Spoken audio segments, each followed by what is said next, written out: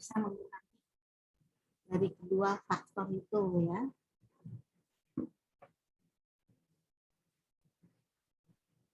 Faktor internal sangat ditentukan oleh kuat atau tidaknya nilai anti korupsi yang ada, yang tertanam dari diri setiap individu.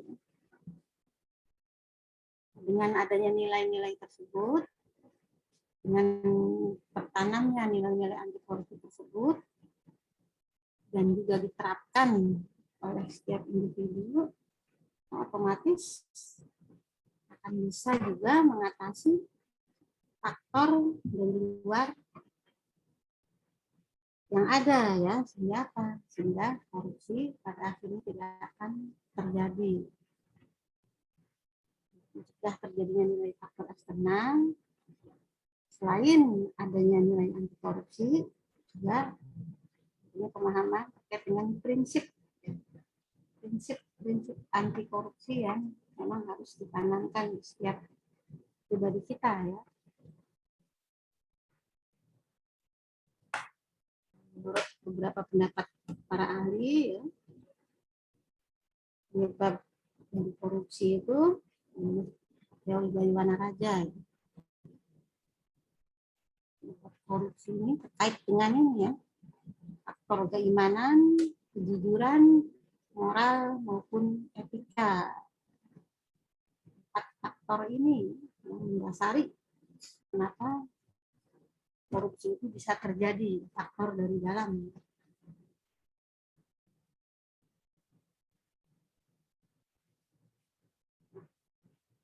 Selain itu, menurut Latimena, penyebab korupsi disebut dengan ini ya, lingkaran setan, lingkaran budaya korupsi. Adanya kesenjangan ekonomi, kemudian korupsi yang berkelanjutan, dan juga tidak adanya rasa kepercayaan terus menerus ya, ini tidak putus ya, terus menerus berlanjut. Makanya disebut dengan lingkaran karena semuanya saling berkaitan ya. Kesenjangan ekonomi, si kaya, si miskin, menyebabkan mungkin yang kaya ingin lebih kaya lagi, gitu. Sedangkan yang miskin pengen lebih baik lagi. Gitu. Dan dia ngelihat dari sistem, dari lingkungan juga banyak yang ini yang berkorupsi, banyak yang memanfaatkan berbagai macam kondisi kesempatan, jadinya saling kepercayaan, saling curigai, saling mempengaruhi, pokoknya ya, semua faktor itu terus menerus berkelanjutan hingga pada akhirnya menjadi budaya. Korupsi dianggap sebagai budaya. Yang disebut dengan lingkaran setan kultur korupsi.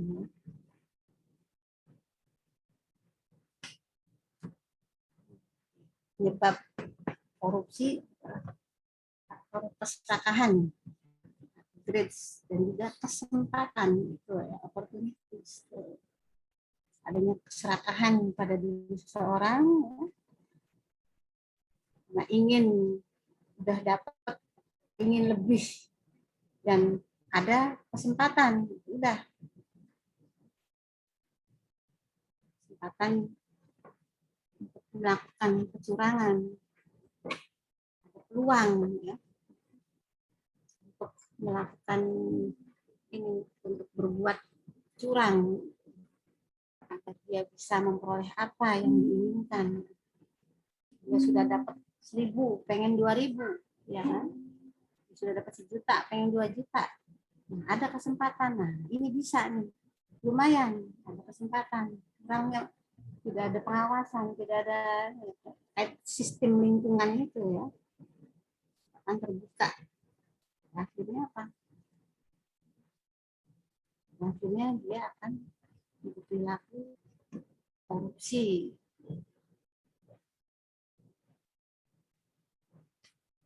Selain dari serakahan, kemudian kesempatan, juga adanya faktor kebutuhan, dan juga apa, exposure. kelengkapan keterpaparan. Kebutuhan ini dia kaitannya dengan faktor ekonomi. Dia butuh, tapi ya sebetulnya kebutuhannya itu juga karena ingin menunjang hidup yang lebih ini ya, lebih baik. Pikirnya seperti itu. Didukung oleh adanya serakah, dia butuh, ada kesempatan, kemudian dia juga terpapar. Dia juga di lingkungannya enak aja, dia juga ini gitu misalnya. Dia juga bisa melakukan hal itu. Saya ada nih kesempatan, kenapa saya tidak? Nah, seperti itu. Ini karena dia terpapar dengan lingkungan. Exposure, pengungkapan dari ini. Konsekuensinya dia akan mengikuti contoh yang ada di lingkungannya.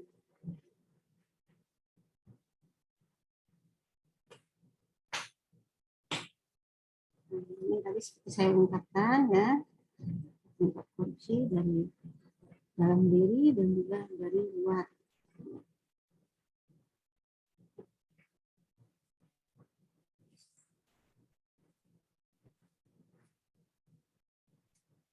Faktor internal jelas dia merupakan faktor yang berasal dari dalam diri pribadi. Dari luar, eksternal, dari faktor lingkungan maupun sistem yang ada.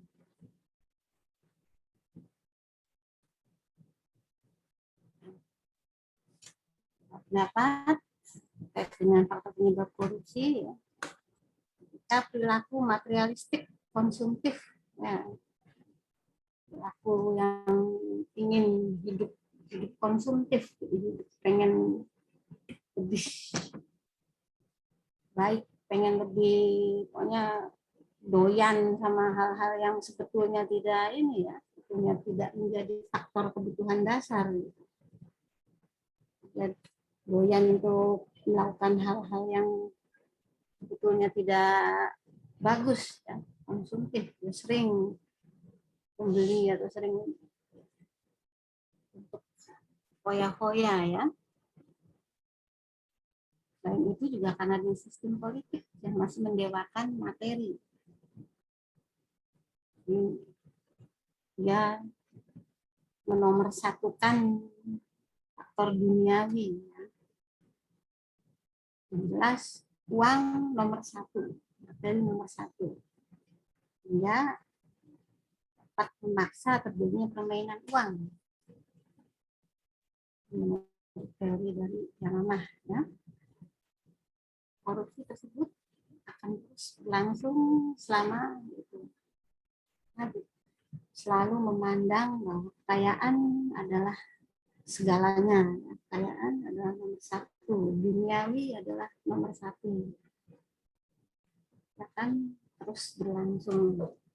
Semakin banyak orang yang salah memandang kaitannya dengan kekayaan, akan semakin besar pula kemungkinan orang akan melakukan kesalahan dalam mengakses kekayaan. Ya, kalau misalnya kekayaannya diperoleh dari hal-hal yang halal ya, memang dari usaha secara jujur, usaha secara ini masalah. Kalau misalnya dia mendewakan kekayaan, memersatukan materi, tapi dia menghalalkan segala macam cara, salah satunya adalah korupsi, itu hal yang menyimpang baik dari agama maupun dari hukum. Bagaimana menurut kalian perilaku terkait dengan orang-orang yang memandang kekayaan uang itu adalah hal yang paling penting, nomor satu, segala-galanya. Bagaimana cara untuk ini ya, cara untuk menyadarkan mereka yang mempunyai mindset atau mempunyai pemikiran seperti itu? Akan sangat ini ya, penanaman prinsip-prinsip seperti itu membutuhkan waktu yang tidak ini ya, tidak sebentar ya, waktu yang cukup lama ya. Penyadaran yang tepat itu ya, menanamkan budaya anti korupsi sejak dini, sedini mungkin. Kalian generasi penerus bangsa, ini sangat penting untuk ditanamkan hal-hal seperti ini. Karena nanti pada saat kalian telah siap turun ke dunia ini, dunia kerja, turun masyarakat, turun ke lingkungan kerjaan, kalian tidak akan mengikuti budaya-budaya korupsi yang mungkin masih ada di lingkungan pekerjaan kalian. Mudah-mudahan sekarang sudah semakin kurang ya korupsi di Indonesia, mudah-mudahan sudah semakin berkurang. Kita doakan.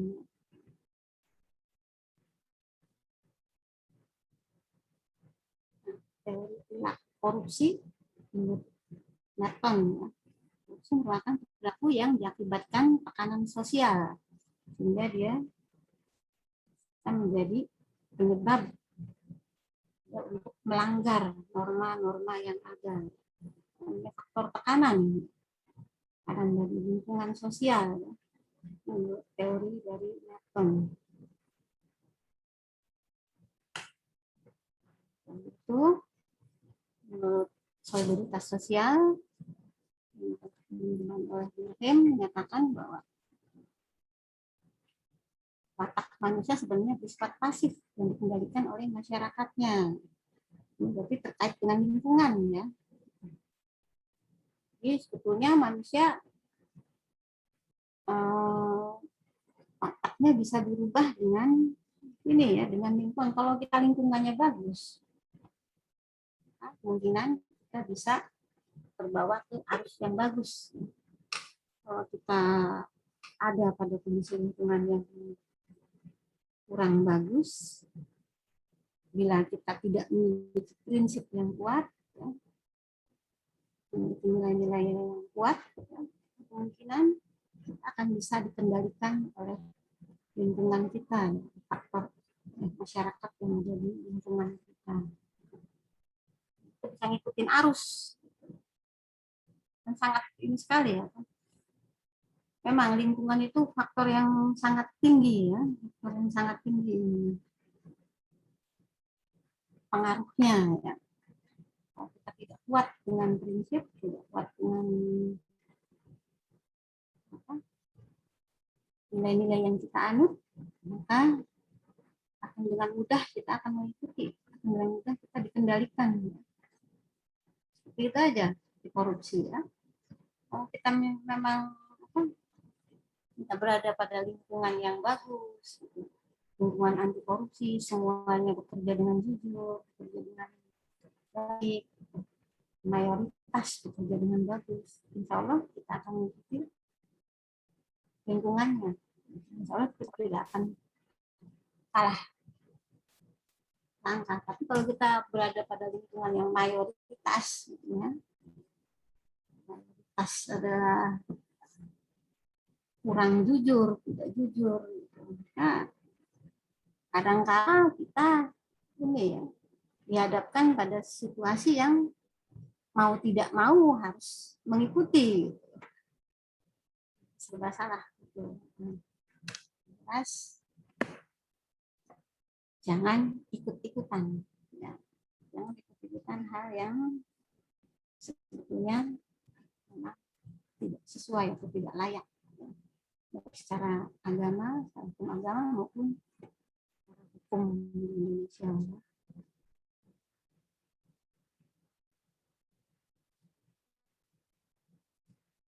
Teori ya, teori penyebab korupsi tadi yang saya sebutkan tadi ya, keserakahan, kesempatan, kebutuhan, dan pengungkapan. Ini teori Gon yang menyebabkan terjadinya korupsi. Ya. Harus diingat ya, Gon teori 4 faktor.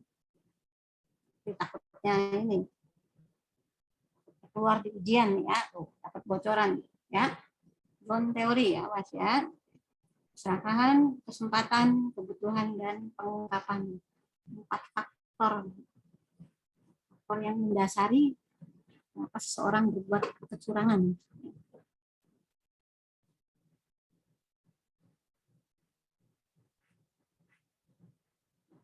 Faktor tadi menurut faktor, nah sedangkan menurut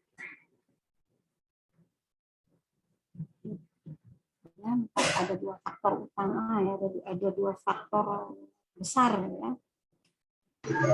Orang melakukan korupsi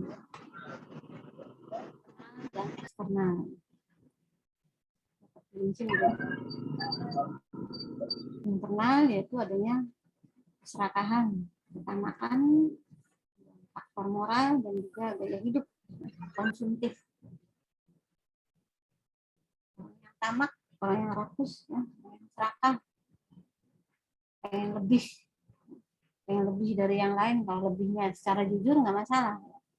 Kalau lebihnya mengambil bagian orang lain, pengen lebih tapi dengan cara mengambil bagian orang lain, itu disebut dengan serakah. Pengen dan moral agak itunya juga kurang.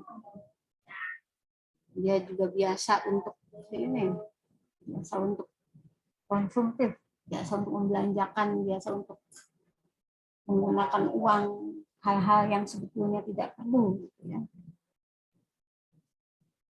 Pada akhirnya apa? Akan mencari. Jadi jam 6. Nah, ada yang bocor tuh.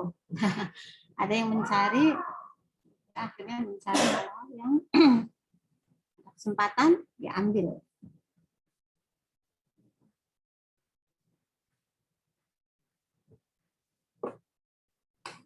Bisa, ya, salah diri, sama ya, sifat utamakan moral, gaya hidup.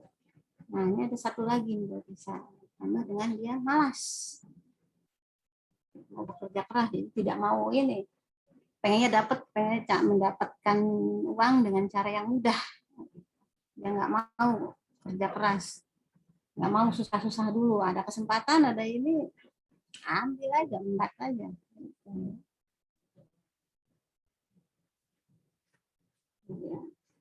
Orang yang malas kemungkinannya bisa menjadi faktor yang mendorong dia untuk menjadi korupsi. Ini sebagai faktor yang akhir ya, akhir dia.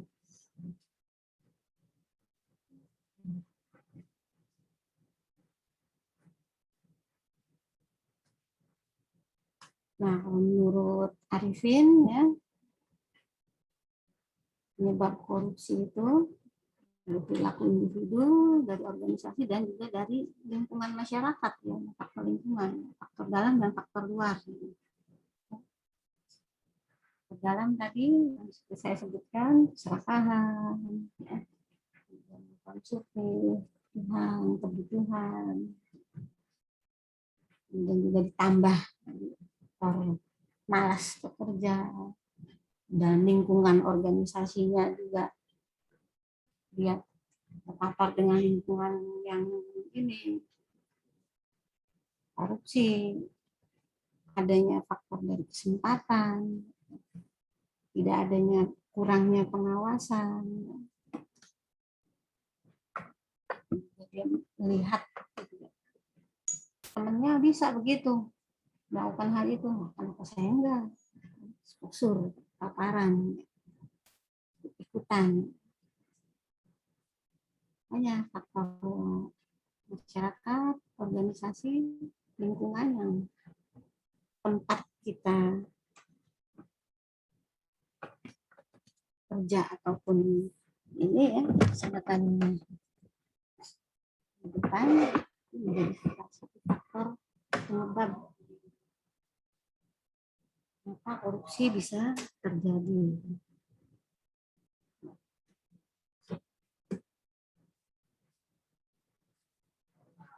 Ini dikembangkan lagi lebih luas ya, faktor eksternal, faktor internalnya.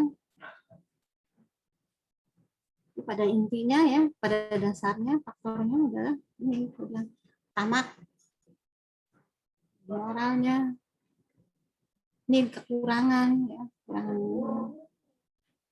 penghasilan yang kurang mencukupi sehingga tidak bisa memenuhi kebutuhan ya. Dia biasa gaya hidupnya konsumtif, dia tidak mau kerjanya ini kurang, dan ajaran agama yang kurang diterapkan, keimanan. Dari aspek perilaku individu ini sebagai faktor penyebab korupsi. Jadi faktor sosial. Tadi yang dilakukan tadi ya, watak manusia itu kan pasif, dia dikendalikan oleh masyarakat, ya. mengikuti arus. Watak kita sebetulnya mungkin enggak ini gitu. Watak kita sebetulnya enggak serakah, tapi karena watak itu bersifat pasif, dia dan di lingkungan kita juga, lingkungan masyarakat kita juga kebanyakan gitu. Misalnya kita hidup di lingkungan yang masyarakatnya adalah konsumtif, tetangga kita, sebelah-sebelahan kita misalnya gitu, atau teman kerja kita juga doyannya belanja, mungkin doyannya beli-beli, kita akhirnya diajak beli ini, iya kan kita ikut-ikutan, akhirnya akan mengikuti. Nah, kenapa watak manusia itu bersifat pasif?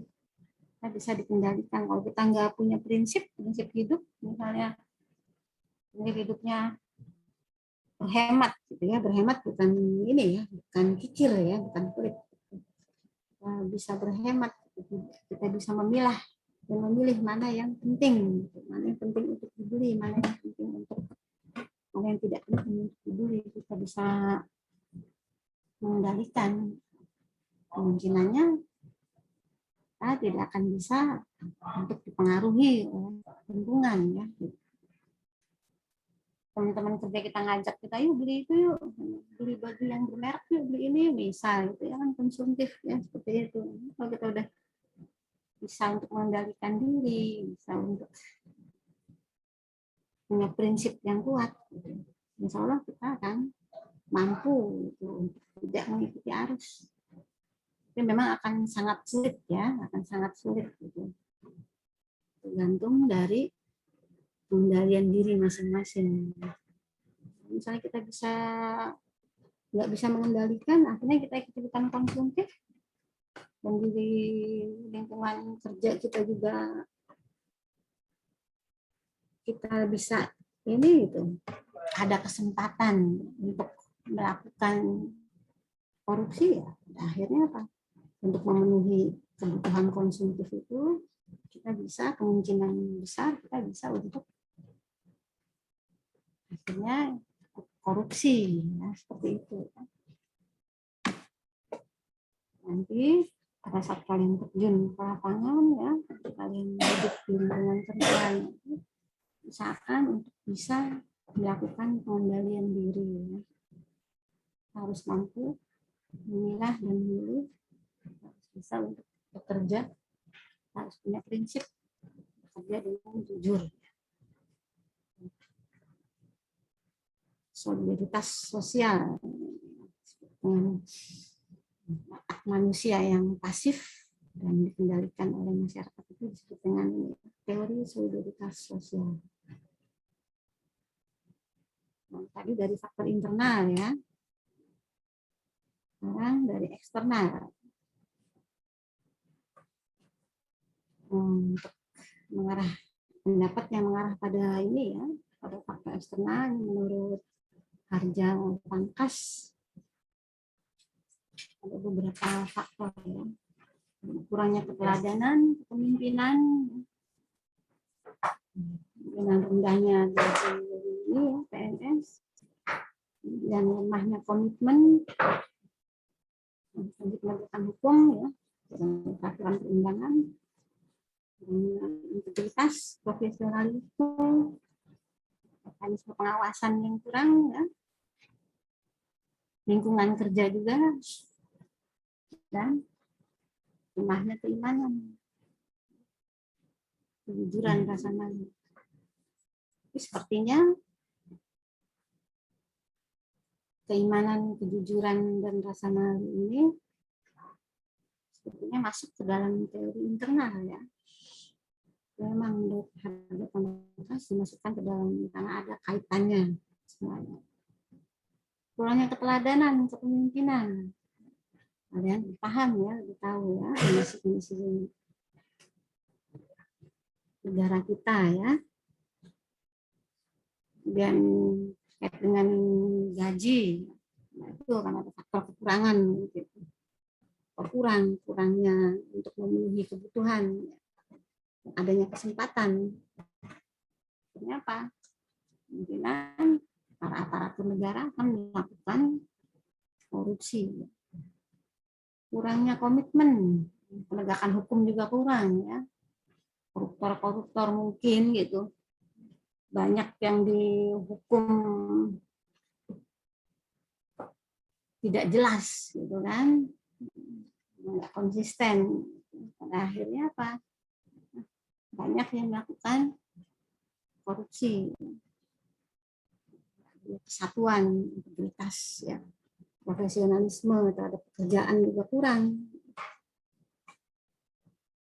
Nggak ada yang awas, pengawasannya nggak ada, khususnya di berbagai ini ya, berbagai lembaga atau keuangan yang terkait dengan uang ya. Hubungan kerja kebanyakan di ini, hubungan kerja yang mendukung, teman-temannya yang korupsi pada akhirnya dia ikut gitu. Kesempatan dia jabat jadi ini misalnya. Menjabat yang terkait dengan kegiatan-kegiatan, proyek, ataupun hal-hal yang berkaitan dengan keuangan. Kan dia melakukan korupsi. Hal tersebut bisa mengarah seorang untuk melakukan tindak korupsi. Didukung, tapi dasarnya adalah didukung oleh keimanan yang kurangnya kejujuran, rasa malu yang nggak ada, nggak tertanam rasa malu pada diri. Nah, malu urusan nomor sekian lah, yang penting gue dapet dulu, ya kan? Nggak ada yang tahu ini, misalnya. Padahal apa? Nah, kalau misalnya dia orang yang beriman, dia akan punya prinsip dan tahu. Nggak ada yang tahu, tapi Allah Maha tahu. Ya. Tidak ada secuil pun tindakan kita yang lepas dari pengawasan yang Maha Kuasa. Kalau misalnya dia punya tanam prinsip seperti itu, insya Allah kejadian korupsi juga tidak akan berkembang. Dia mau gitu, padahal ada kesempatan, ada ini, dia mau melakukan, tapi dia kembali lagi iya ya, masa ini takut ntar ini, pasti setiap tindakan kita pasti akan diawasi dan dicatat, ditanya, dipertanggungjawabkan nanti. Ya, dia tidak akan ini ya, tidak akan melakukan hal-hal yang menyimpang itu, melakukan korupsi.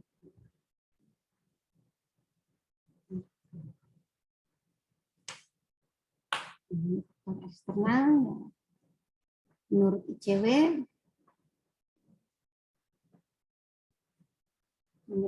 faktor penyebab dari eksternal itu adalah faktor politik, hukum, ekonomi, dan transnasional. Saja yang dibutuhkan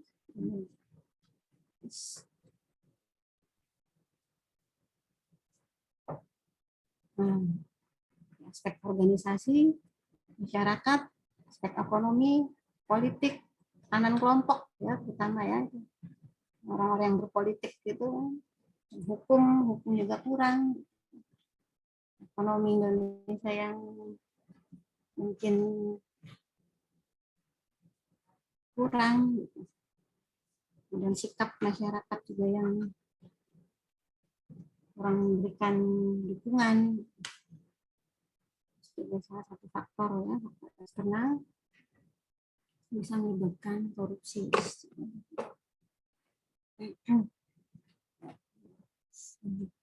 Itu sampai jam 9 ya? Sampai jam 9 kita ya? Ibu, benar. Sampai jam 9.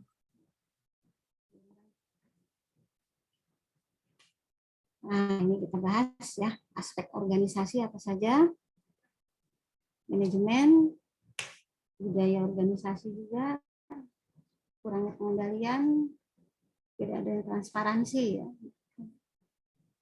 rekrutmen pegawai, dan kurangnya keteladanan. Manajemen yang kurang baik ya, faktor kuatnya ya, perencanaan, pelaksanaan, sistem organisasi yang kurang bagus, gitu.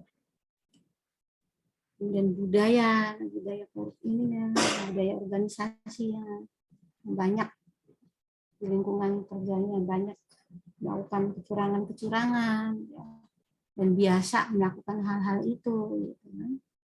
Tidak adanya kontrol, tidak adanya pengendalian, pengawasan baik di dalam, pengawasan internal maupun pengawasan dari eksternal. Kemudian tidak transparan, ya, transparansi pengelolaan keuangan, tidak terbuka, gitu. Laporan, sistem pelaporan keuangan juga tidak terbuka, gitu. Hanya khusus untuk orang-orang tertentu, ya. Laporan keuangannya itu tidak secara terbuka, gitu. Tidak dijelaskan pemasukan, pengeluaran, rinciannya, gitu. Mungkin hanya dikhususkan untuk orang-orang tertentu ya. Rekrutmen juga, termasuk rekrutmen pegawai yang sesuai kebutuhan. Yang dibutuhkan apa, tapi yang diterima apa, gitu. Itu bisa menjadi salah satu ini ya, aspek organisasi yang menyebabkan seseorang melakukan korupsi. Kelemahan keteladanan kepemimpinan, ya, pemimpinnya yang tidak bisa memberikan contoh yang baik ya, bagi para anak buahnya ya. Pimpinannya aja begitu, gitu. Akan mengikuti, akan menjadi contoh gitu, bagi anak buahnya. Kalau misalnya bagus, contohnya bagus, akan ikutin yang bagus. Tapi kalau contohnya pemimpinnya kurang bagus, nggak mau, pasti akan mengikuti. Gitu, ya. Kalau misalnya kita yang mana akan jadi pemimpin nanti, berikan contoh yang sebaik-baiknya untuk anak buahnya, ya, biar bisa menjadi teladan, bisa diikuti. Pemimpinnya jujur, gitu. Pemimpinnya selalu selalu memberikan hak anak buahnya sesuai, gitu. Dan transparan, selalu terbuka, otomatis anak buahnya akan sangat menghormati dan akan menjadi teladan. Anak buahnya akan merasa malu sendiri kalau misalnya mereka melakukan hal-hal yang curang, akan merasa takut, gitu. Pimpinannya dia nggak melakukan gitu, dia melakukan gitu, dia kan pasti ada rasa ketakutan.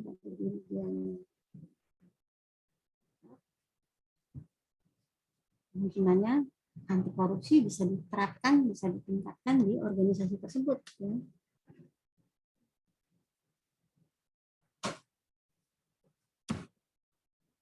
Organisasi dan ya, organisasi yang luas. Gitu, ya. Punya kesempatan semua organisasi, ya. Organisasi memberikan kesempatan, memberikan peluang untuk terjadinya korupsi, kemungkinan korupsi akan mudah dilakukan. Ya. Ini jejak pendapat ini ya. waktu 2004. Kan belum ada lagi soal ini. Udah di kota-kota besar ya, Surabaya, Medan, Jakarta, Makassar itu korupsi. Tidak kurang 40% responden itu menilai tindakan korupsi di lingkungan itu pemerintahan ya semakin ini ya, semakin merajalela ya. Hanya 20% saja ya yang berpendapat bahwa perilaku korupsi tersebut sudah berkurang.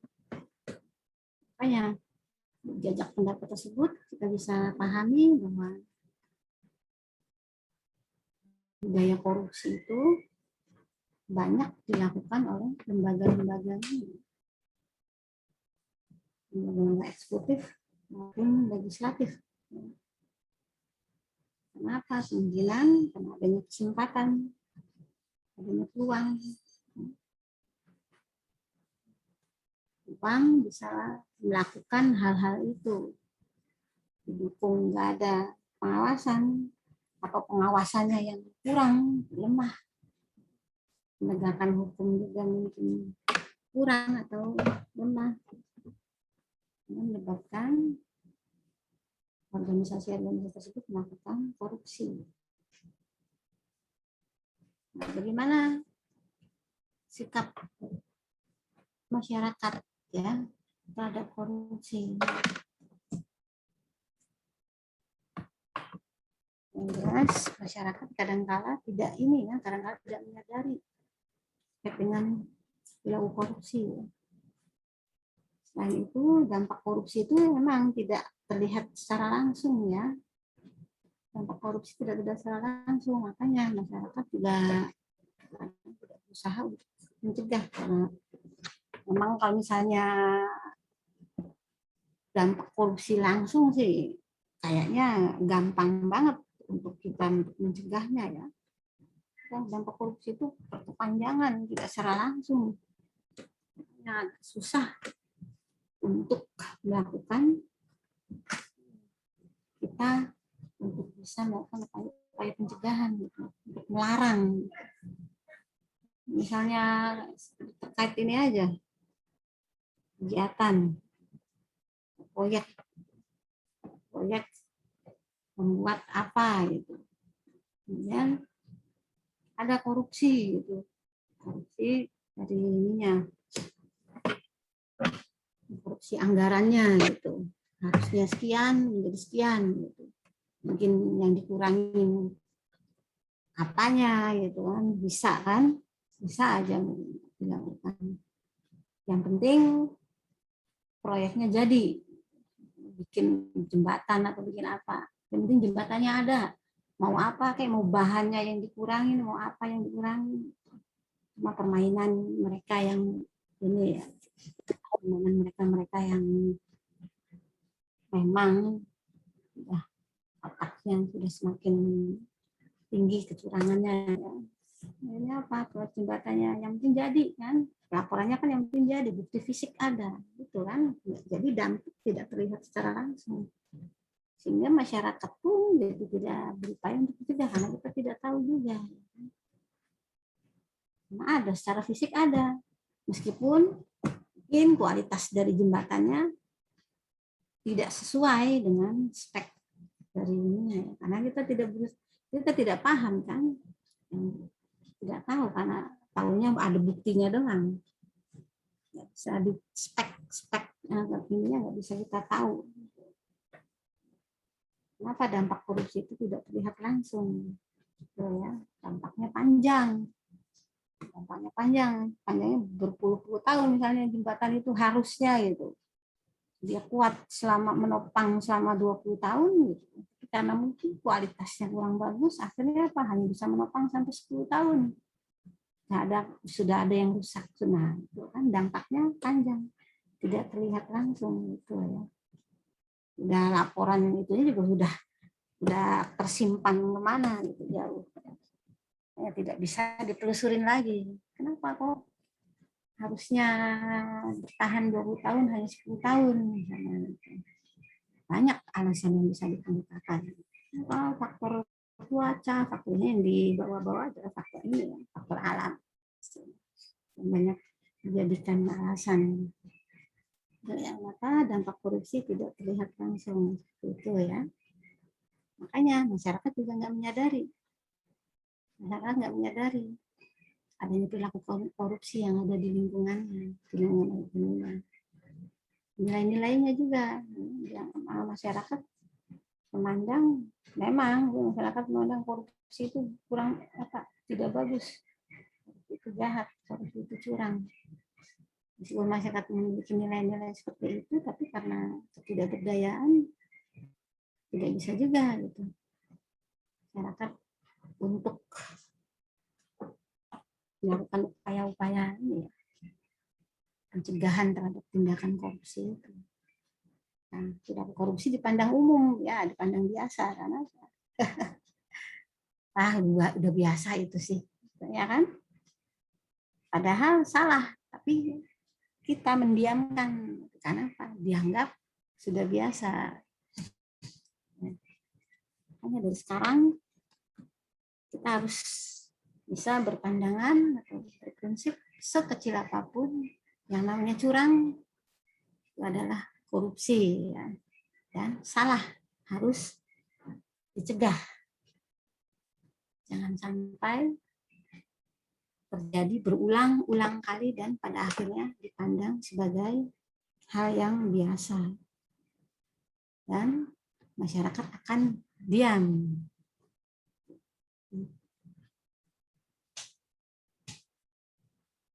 Lalu dari aspek organisasi sekarang dari ekonomi ya. Ekonomi itu gaya hidup, ya, gaya hidup konsumtif. Tidak dapat menetapkan prioritas kebutuhan. Itu biasa untuk membeli sesuatu yang tidak dibutuhkan. Biasa untuk misalnya beli baju, biasa beli baju yang bermerek. Padahal ada baju yang bagus, kualitasnya bagus, tapi harganya tidak terlalu mahal. Gitu. Lalu kan udah bermerek gitu misalnya, ya kan? Udah bermerek, yang dibeli merek biasanya. Nah, gue mah hebat nih, merek sepatu gue mereknya bagus, gue mah hebat. Misalnya. Baju gue belinya ini bermerek, gue mah bukan belinya di Tanah Abang misalnya atau belinya di pasar itu, padahal secara kualitas mungkin nggak terlalu jauh ya. Dia gaya hidupnya konsumtif dan juga dia tidak bisa menetapkan prioritas, nggak butuh sebetulnya, nggak terlalu butuh-butuh amat, tapi karena dia konsumtif biasa beli, dia memaksakan diri untuk membeli, memaksakan diri untuk memenuhi kebutuhannya. Ini aspek ekonomi.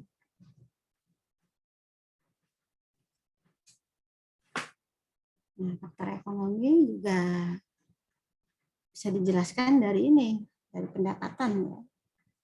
Gaji yang tidak mencukupi kebutuhan, gajinya kecil, gitu.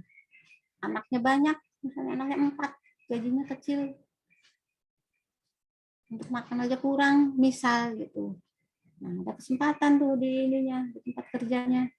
Nah, gue bisa nilep nih, misalnya bisa main curang. Tuh ya.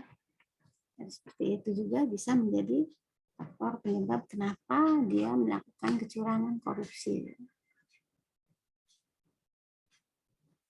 Dan dari aspek politik, ini penyuapan, money politik, ya politik uang. Politik uang bisa sebagai ini ya faktor penyebab kenapa dia melakukan korupsi. Ya.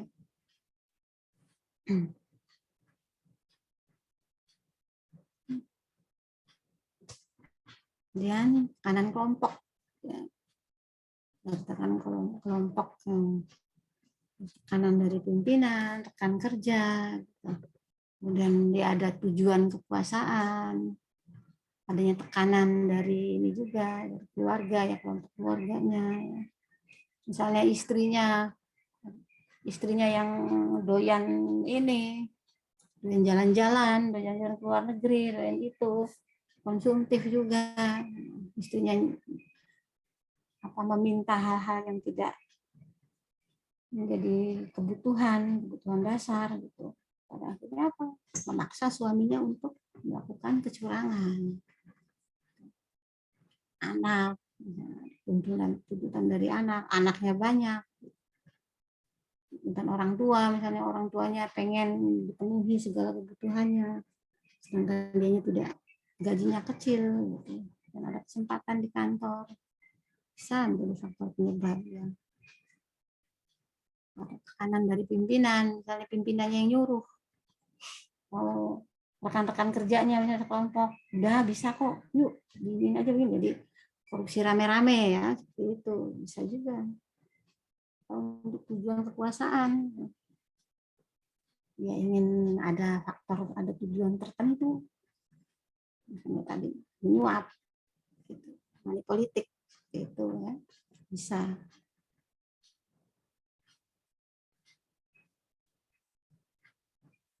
Dan dari aspek hukum, lemahnya penegakan hukum, kemudian substansi hukum ya, overlapping, dan penegakan hukum masih ini ya, masih cenderung diskriminatif ya, ada ini, ada membeda-bedakan ya, jadi tidak, yang korupsi harus dihukum, jadi ada perbedaan antara koruptor A dengan B, yang ada pembedaan. Ini dianggap sebagai lemahnya penegakan hukum ya. Padahal sama-sama korupsi, tapi mungkin gitu ada faktor lain, faktor X, hukumnya jadi beda.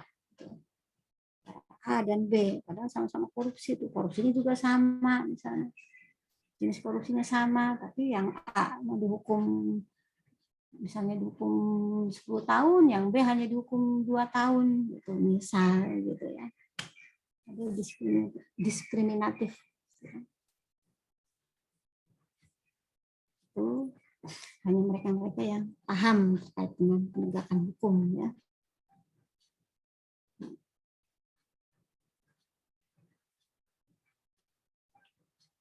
Faktor hukum ini bisa dilihat dari dua sisi ya, aspek perundangan dan juga lemahnya penegakan hukum. Aturan-aturan yang tidak adil, kemudian misalnya juga nggak jelas, tafsir, ya. Jadi yang jelas tidak sama, tidak adil, adanya diskriminatif. Pada dasarnya intinya itu ya, sedang dibenahi.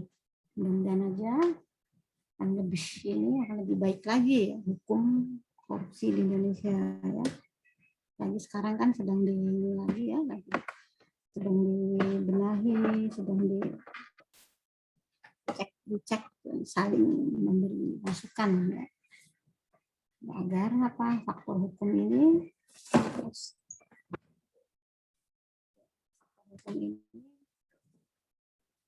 bisa menjadi hal yang mendasari kenapa seseorang tidak melakukan tindak korupsi ya. Nah,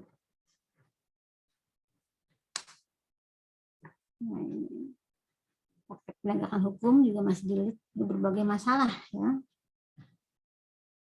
Masuk ini diskriminatif, tadi yang bilang diskriminatif, ada putusan-putusan pengadilan itu jadi tidak sama antara koruptor A dan koruptor B, padahal hukum ininya sama, kesalahannya sama gitu. Jenis kesalahannya sama, tapi kadang putusannya beda. Hal-hal ini, hal seperti ini perlu dibenahi lagi ya, perlu ditegakkan lagi supaya supaya tidak ada diskriminatif dalam putusan pengadilan terkait hukum tindak pidana korupsi. Nah, pada intinya ya, semua faktor tadi itu, penyebab utama korupsi itu adanya ini, godaan dan niat. Kemudian ada kesempatan. Ada niatnya dulu. Seorang pasti apa?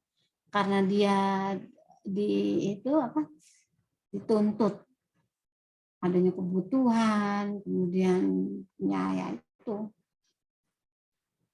melihat lingkungan yang lihat, akhirnya dia punya niat. Gua nanti kalau gua pegang proyek itu, gua gua mau ngambil gitu. Itu udah punya niat tuh. Ya. Kemudian akhirnya dia dapat tuh proyek itu gitu. Lalanya dia dapat. Ada kan kesempatan ya. Nah, udah punya niat dan ada kesempatan, ada peluang jadi deh korupsi ya kan. Tapi dia nggak punya niat gitu, dia nggak ada niat sedikit pun gitu untuk korupsi. Gue nggak akan korupsi gitu. Kalau gue punya kalau gue dikasih amanah gitu, dikasih amanah untuk megang kegiatan atau proyek ini, nah, akhirnya dia dapat tuh, dipercaya megang ini proyek, punya kesempatan tuh, punya kesempatan, tapi dia nggak punya niat, di ini jalahnya gitu, banyak tekanan dari lingkungannya, dari teman-temannya, dari rekan kerjanya, ayolah gitu. Ini bisa dimainin kok nih anggarannya, bisa di ini. Adanya tekanan juga gitu. Pokoknya saling dipengaruhi oleh lingkungannya. Bisa jadi meskipun dia nggak punya niat, karena adanya kesempatan dan itu lingkungan yang mendukung, akhirnya dia bisa jadi korupsi. Jadi pada intinya faktor penting itu adalah adanya kesempatan, adanya peluang, adanya kesempatan seseorang untuk melakukan korupsi, ada atau tidak adanya niat, ada atau tidak adanya lingkungan, bisa menyebabkan dia melakukan korupsi. Yang jelas, faktor utamanya adalah kesempatan, didukung oleh adanya niat ataupun adanya tekanan, adanya faktor lingkungan. Itu ya, intinya itu ya. Tapi tidak ada kesempatan, iyalah. Contohnya aja ya, misalnya kita gitu. Kita punya niat, gua kalau misalnya pegang ini proyek, gua mau korupsi gua mau mainin ini kayaknya bisa tuh dimainin dikit-dikit duitnya gitu, lumayan masuk kantong separuh misal gitu ya, punya niat tuh dia. Kemudian di lingkungan itunya juga ternyata banyak yang ini teman-teman dia juga punya teman-teman dia juga bisa tuh korupsi itu gitu. Tapi dia nggak dikasih amanah, nggak dikasih jabatan untuk megang proyek itu. Nah gimana dia mau korupsi ya kan, karena dia nggak punya kesempatan, nggak ada jalan buat dia untuk melakukan hal-hal itu gitu. Nggak bakalan dia melakukan korupsi meskipun dia punya niat, dan nggak bakalan juga dia melakukan korupsi meskipun lingkungannya juga rekan-rekan kerjanya itu korupsi semuanya gitu, tapi dia nggak punya jalan untuk melakukan hal itu, gimana mau korupsi, betul kan? Intinya adalah adanya kesempatan, mempunyai kesempatan didukung oleh berbagai macam faktor akan terjadi korupsi ya. Terima kasih. Indonesia itu adalah negeri yang indah ya. Makanya jangan pernah dirusak oleh hal-hal yang hal-hal yang menyimpang, dan salah satunya adalah korupsi. Kalian sebagai generasi penerus bangsa, saya doakan bila kalian mempunyai kesempatan diberikan amanah oleh Yang Maha Kuasa, meskipun kalian punya kesempatan, tapi insya Allah dengan adanya penanaman keimanan, kejujuran, dukungan dari orang-orang yang terdekat, yang positif, akhirnya budaya anti korupsi akan bisa tertanam dalam jiwa kalian sampai akhir hayat ya. Karena pada prinsipnya, pada utamanya kalian harus paham dan tahu setiap kegiatan, setiap tindakan, setiap hal yang kita lakukan sekecil apapun, sebesar biji zarah pun tidak akan lepas dari pengawasan yang maha kuasa. Semuanya akan tercatat dan semuanya akan dimintakan pertanggungjawabannya di akhirat nanti. Dunia dan akhirat ya. Di dunia mungkin ada balasannya, tapi hanya sekecil ya, hanya kecil, hanya sepersekiannya. Tapi di akhirat itu ya kan tidak akan pernah kita bisa lari. Hal sekecil apapun yang kita lakukan, baik kebaikan maupun kejahatan, semuanya akan dimintakan pertanggungjawabannya. Oke, ya. Mudah-mudahan kalian dikasih kesempatan, dikasih amanah, dan kalian akan bisa menanamkan prinsip anti korupsi dalam organisasi tempat kalian kerja. Ya, saya doakan ya. Oke, tadi materi terkait dengan ini ya penyebab korupsi. Silakan, ada yang mau ditanyakan? Ada yang mau didiskusikan? Jam berapa sekarang? Jam 9. Saya soalnya jam 9 ada kegiatan penelitian. Interupsi, Bu. Ya, gimana? Iya. Sebelumnya perkenalkan, nama saya Mila Amalia, izin bertanya, Bu. Ya, gimana? Kan sekarang itu Indonesia lagi kayak ngadain event yang besar gitu, Bu. Event olahraga, PON gitu ya, Bu. Terus dananya kan besar gitu, Bu. Satu yang saya tahu di kota saya kan dia juga jadi tuan rumah. Terus dananya itu kurang lebih 20 miliaran gitu, Bu. Nah, itu kan kalau misalkan kita yang awam aja lihatnya tuh kayak ini tuh bisa jadi ladang untuk korupsi deh kayaknya gitu kan. Tapi bukan mau solusi gitu, Bu, tapi kayak memang kalau dipikir-pikir dana sebesar itu tuh bisa jadi ladang buat orang korupsi gitu, Bu. Nah, kalau acara-acara kayak gini tuh persiapan pemerintah supaya dananya tuh nggak dipakai-pakai orang yang kayak gitu-gitu tuh gimana ya, Bu? Kayak ini kan dananya besar banget gitu loh, Bu. Jadi persiapan pemerintah untuk mengantisipasi tindakan-tindakan korupsi di acara-acara kayak gini tuh seperti apa ya, Bu? Terima kasih, Bu. Iya, terima kasih untuk pertanyaannya Mila ya. Pertanyaan bagus ya. Tuh, kita kan saat ini akan melaksanakan PON, organisasi olahraga nasional ya. Yang dananya sekitar 20 M, untuk nolnya udah berapa itu di belakang saya tidak tahu. Ya, sangat besar sekali gitu ya.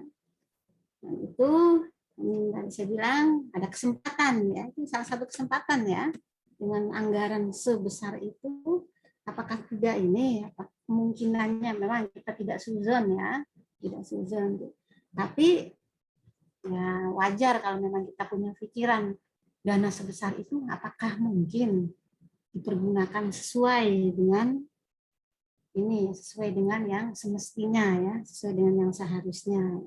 Apa saja upaya pemerintah dalam hal ini ya, untuk mengantisipasi hal-hal yang tidak diinginkan tersebut ya. Yang jelas pasti ada faktor pengawasan. Pengawasan ya.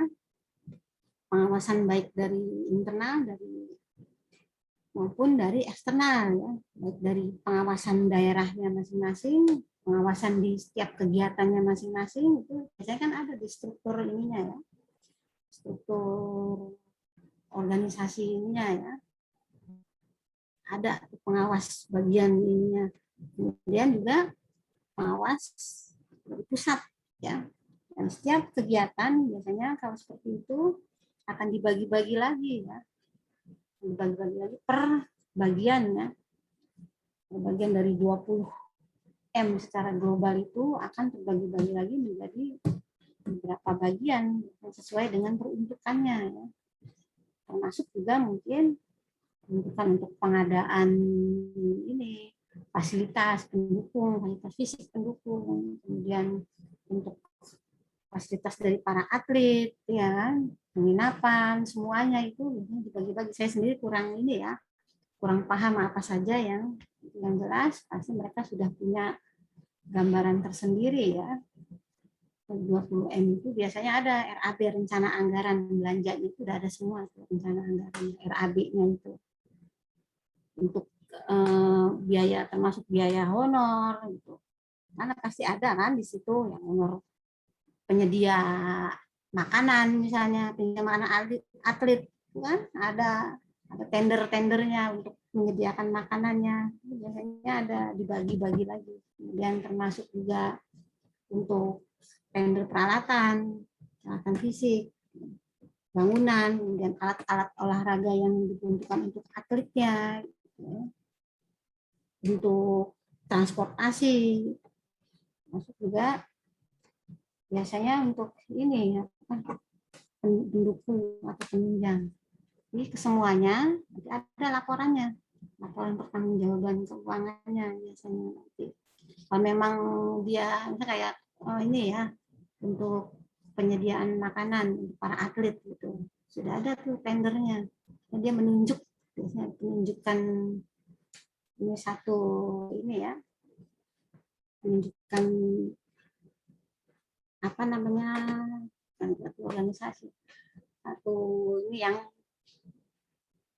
khusus untuk menyediakan makanan. Jadi ada rinciannya, satu hari berapa, 3 kali makan, makanya porsinya apa aja, berapa orang yang makan, berapa, nah itu ada rincian itunya. Nah, rincian hal itu masuk ke ini, masuk ke proposal pengadaan penyediaan konsumsi, biasanya konsumsi makanan ya, biasanya menunjuk satu ini, satu badan, apa sih namanya tuh, organisasi untuk menangani masalah itu. Masuk juga untuk penyediaan fasilitas, misalnya fasilitas fisiknya, misalnya fasilitas fisik untuk gedung, pemeliharaan gedung untuk kegiatan PON, tunjuk satu juga satu CV yang bisa untuk melakukan pemeliharaan gedung. Laporan tendernya juga harus jelas, peruntukannya apa aja harus jelas, harus sesuai nanti. Biasanya ada yang ngawasin, pengawasnya gitu ya. Adapun untuk misalnya gitu terjadi hal-hal yang tidak kita inginkan, alam ya, kita nggak tahu. Kita doakan saja mudah-mudahan kegiatan PON tersebut berjalan dengan optimal dan tidak ditemukan kejadian-kejadian atau hal-hal atau tindakan yang mengarah ke tindakan kecurangan, ya, tindakan korupsi yang menyebabkan ketidaksesuaian antara anggaran yang dikeluarkan dengan anggaran yang digunakan. Menimbulkan ketidaksesuaian hal-hal yang seharusnya diterima oleh ini gitu, oleh yang berhak, tapi karena satu dan lain hal, karena adanya kecurangan dari orang-orang tertentu, akhirnya tidak diterima sesuai dengan haknya. Jangan sampai hal itu. Jelas pasti pemerintah telah menyediakan pengawas, ya, menyediakan pengawas yang mengawasi setiap kegiatan yang dilaksanakan. Pengawasan tersebut dilengkapi oleh dokumen-dokumen laporan pertanggungjawaban yang akan dicek sekecil mungkin ya, sedetail mungkin ya, oleh para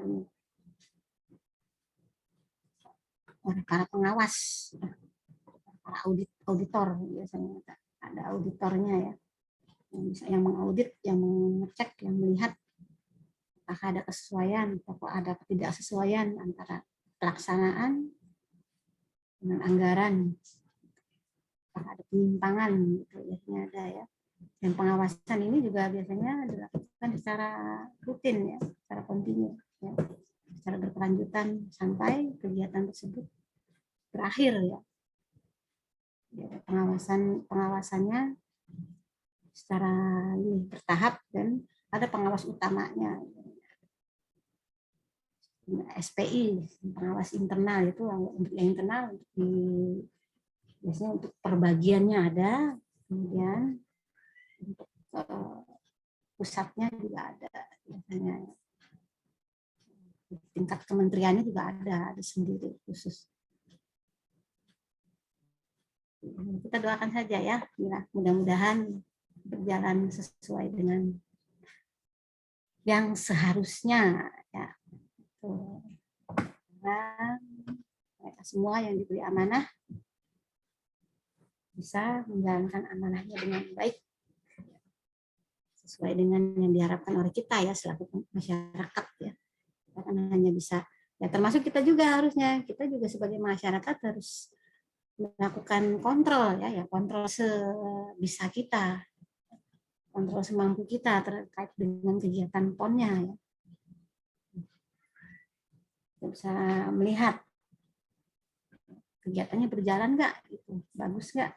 Kalau misalnya kontrol masyarakat juga kurang ya, bisa menjadi ini ya, bisa menjadi faktor yang penyebab kemungkinan kecurangan bisa terjadi.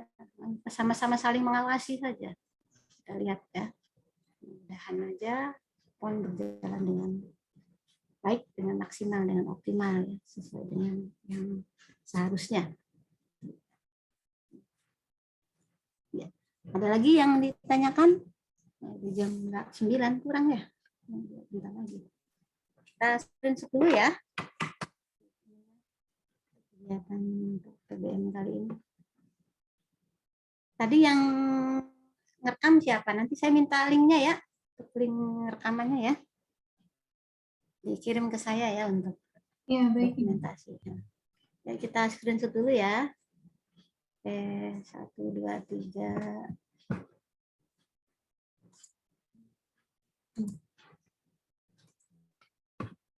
Slide 1 lagi.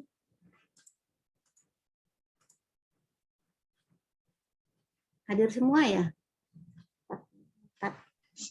Izin menjawab Ibu, ada 2 orang yang izin Ibu. Kenapa? Ada ini? Ada keperluan Ibu. atau? Lagi berada di perjalanan menuju ke Bekasi Ibu. Oh, lagi ada ini? Ada kegiatan? Iya Ibu, kan rencananya minggu ini ada praktek, jadi yang di luar pulau pada ke Bekasi semua gitu. Minggu depan belum dikasih jadwal itu ya, UTS ya? Belum ya? Iya belum kan Ibu. Sesi 7 kan ini, berarti minggu depan harusnya UTS ya? Saya juga Iya, belum sih, dari Bu Zahra nanti coba ditanya. Nanti kita ini aja ya, koordinasi aja ya terkait UTS-nya. Yang jelas mungkin UTS nanti pakai VLC biasa. Oke, kalau nggak ada lagi yang ditanyakan, mungkin untuk sesi kali ini kita cukup sampai sekian ya. Mudah-mudahan apa yang saya sampaikan bermanfaat untuk kalian. Saya mohon maaf barangkali ada kesalahan, ada kekurangan pada pembagian materi kali ini. Saya izin pamit. Billahi taufiq wal hidayah. Wassalamualaikum warahmatullahi wabarakatuh. Waalaikumsalam warahmatullahi wabarakatuh. Izin pamit ya. Iya baik. Jangan lupa linknya saya minta ya, nanti kirim. Iya baik.